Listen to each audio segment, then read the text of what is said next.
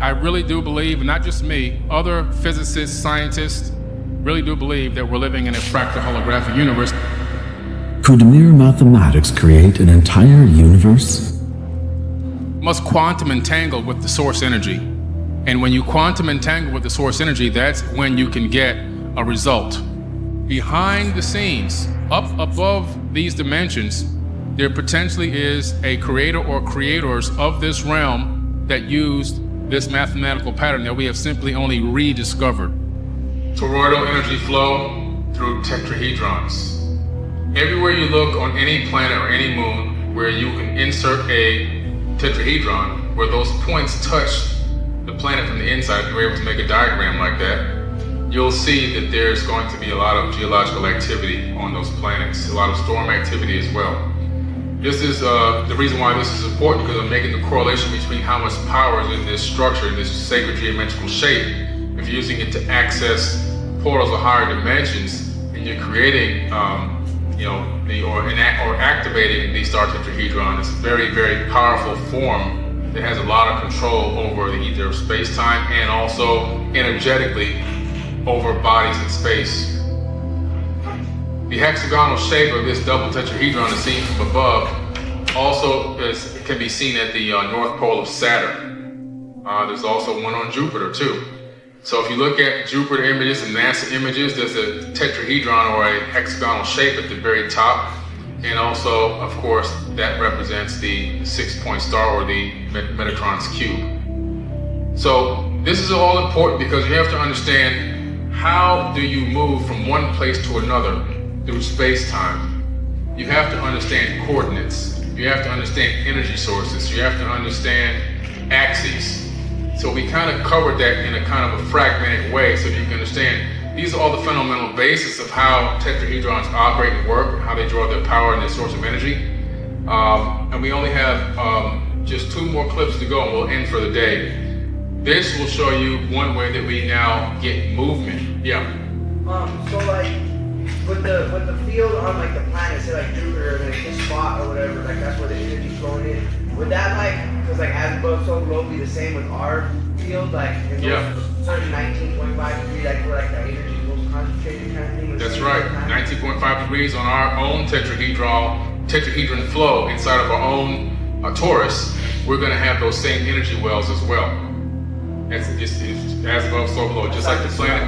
Yeah, exactly, just like us. That's where a lot of the power sources come. It's an untapped, unlimited source of power energy, and it's this came from a NASA scientist. It's multi-dimensional energy. That would be flowing through our body too, wouldn't it? Absolutely. Jupiter, Saturn, or anything. It's just the same. We're like a planet. We're just a planet that can walk around. We're just like planets, exactly what we are. And now how do we get movement? Movement comes from frequency and vibration.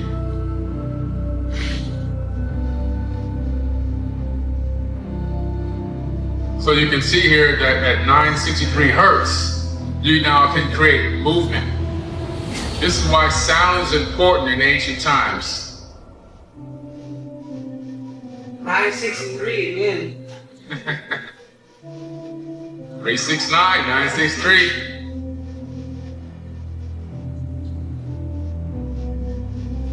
You know, it's really amazing.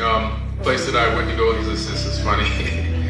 A place that I went to go look to live a few years back. I was just going through all these different units that they had in places, and I just couldn't find something I liked. And then it took me to this one back area that had this phenomenal lake view. But that didn't get me. What got me was when I walked up, it was 396.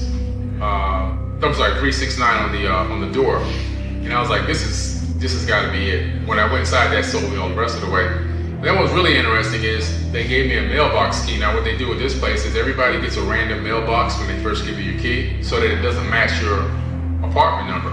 But they gave me one with the same 3 numbers in it.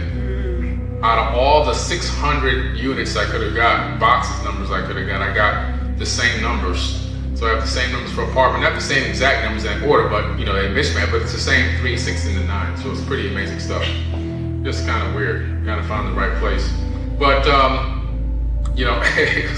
image, they come through a portal. He's getting his debriefing before taking over presidency. But physicists Albert Einstein and Nathan Rosen published a groundbreaking idea when they came to the conclusion that the theory of relativity allows for bridges or wormholes that connect one part of space to another, regardless of distance, making travel through the most remote stars of the universe a possibility.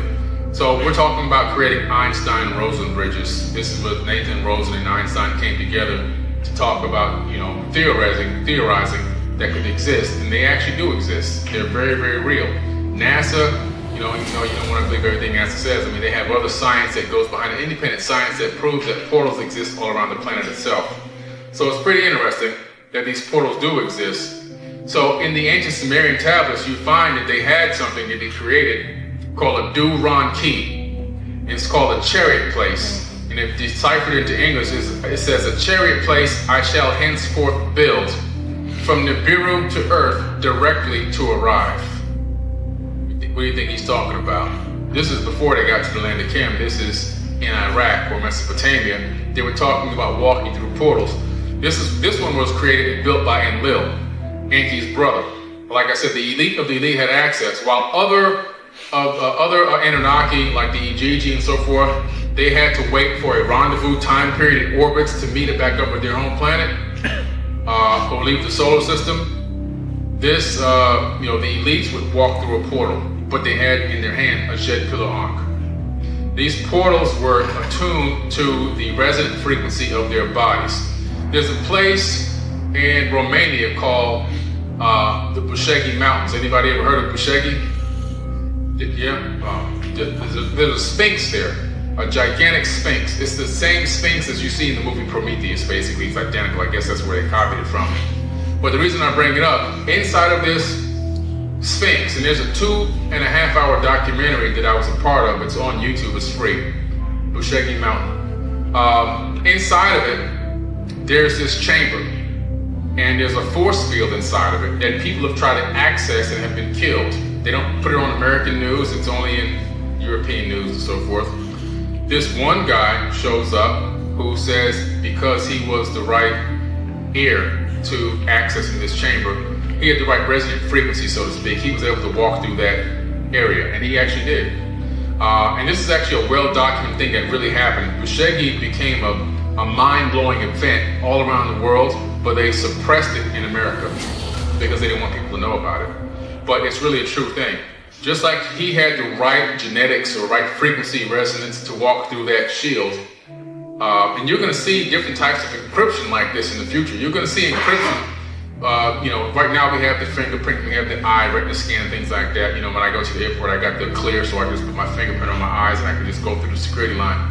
Well, there's going to be a whole other level where things will be so secure to access a particular, type of a jet, whether it's a fighter jet or whatever, or access machinery.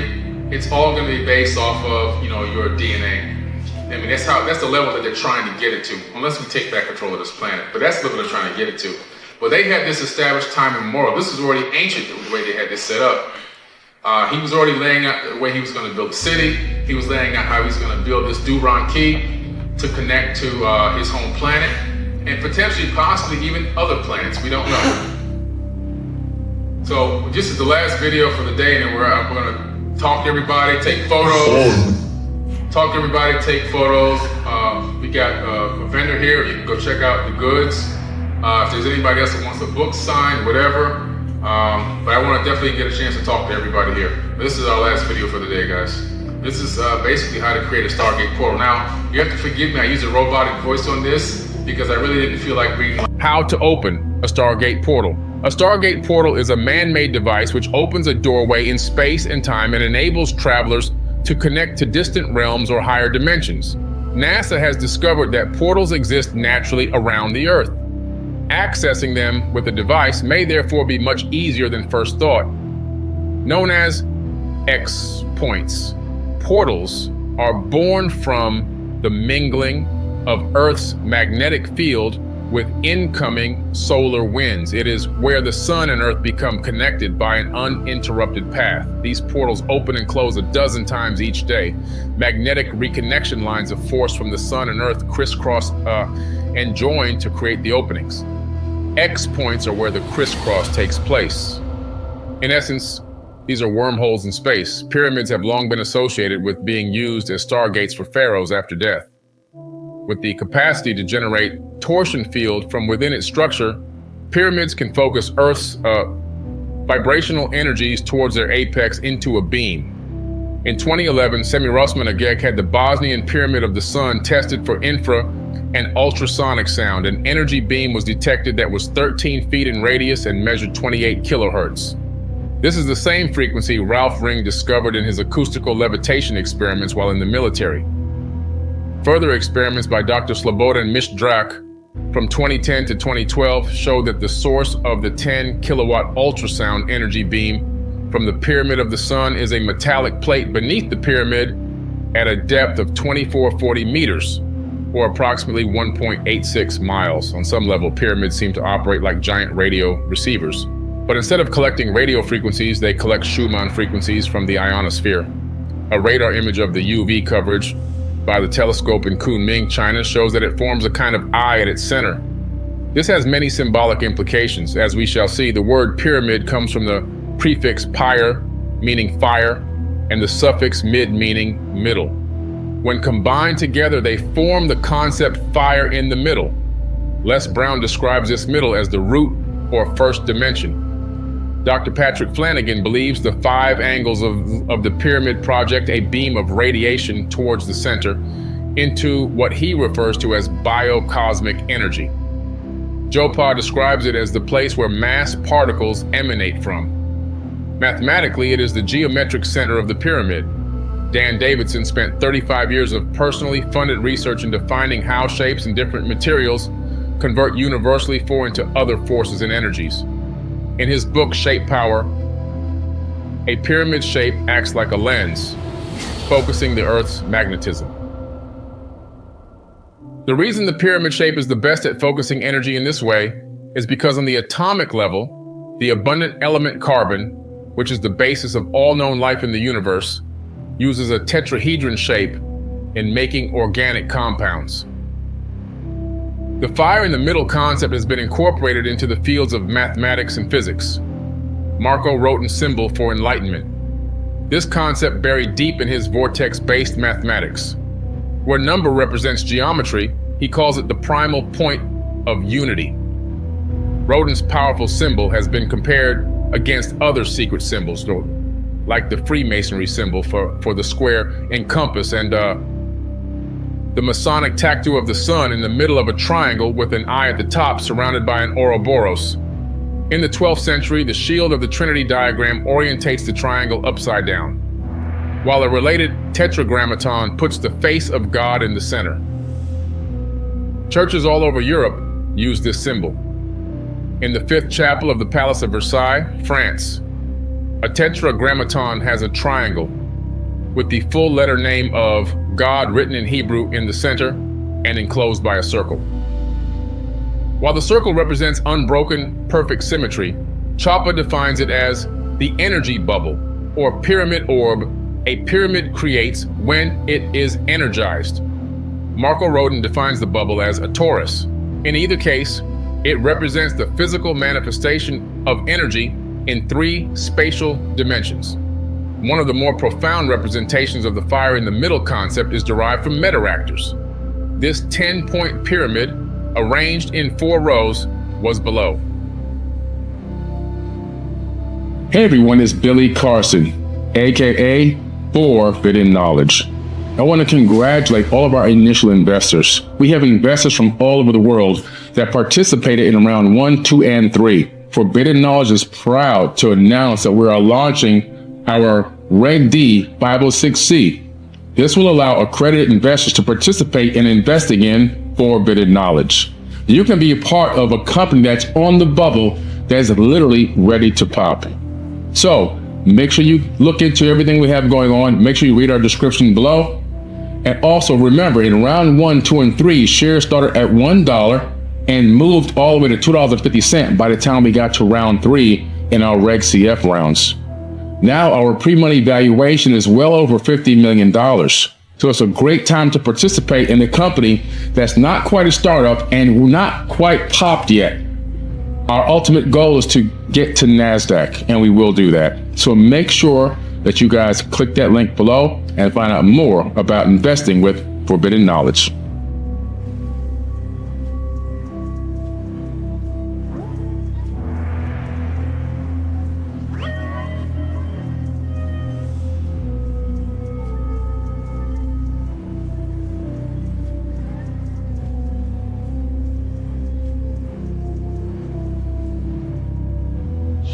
Forbidden Knowledge.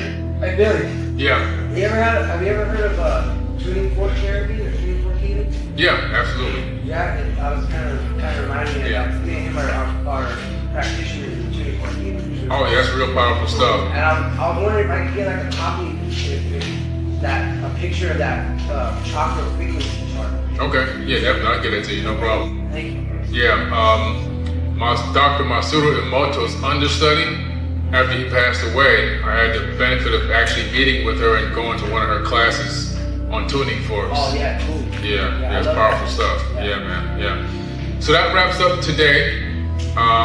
Everybody's getting a little, it's been a long day. Tomorrow we're gonna do it all over again. We're gonna do a lot of stuff with hieroglyphs tomorrow, and a lot more information. There's so much information to talk about. I could talk about this stuff for years. but come tomorrow ready to go again, ready to learn. And I appreciate every single one of you for coming out. I will be available to take photos, shake hands, talk, and everything else. Because I'm not going to leave. I'm not going to run right out of here. So I'll be here. But thanks again. I appreciate you guys for the day. Thank you, Billy.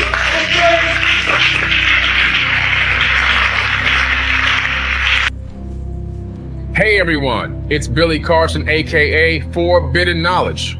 I am thrilled to introduce to you an extraordinary weekend event happening right here in Miami, Florida on August 3rd and 4th. It's none other than the second annual Forbidden Conscious Awards weekend. After the tremendous success of last year's event with over 1,200 attendees from around the globe, we knew we had to make this year's event even more spectacular. On Saturday, we have a captivating conference lined up featuring world-renowned speakers such as Muhammad Ibrahim, Merkaba 13, Robert Grant, Billy Carson, and a women's panel hosted by Elizabeth Carson. Following the conference, we'll set sail for a VIP yacht cruise at sunset where you'll have the chance to mingle with your favorite nominees and celebrity guests, all hosted by yours truly, Billy Carson. On Sunday, August 4th, kicks off with a Forbidden Knowledge book publishing signing event, followed by the highly anticipated second annual Forbidden Conscious Awards. This is a red carpet affair, so come dressed to impress. Remember last year we surprised a lucky guest with an Audi A4 during the awards, and this year we're upping the ante with a chance to win a Mercedes-Benz. So make sure you secure your tickets early. This event is sure to sell out quickly. I cannot wait to see each and every one of you there for what promises to be an unforgettable weekend.